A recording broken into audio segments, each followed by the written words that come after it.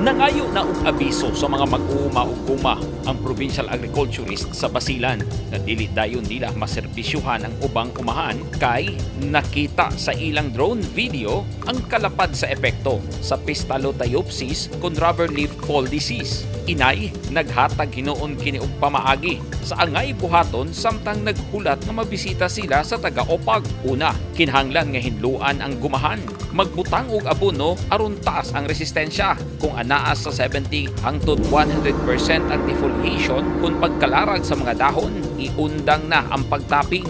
Importante nga hinlo ang tapping knife, hinluan permi ang camplump ug coagulum.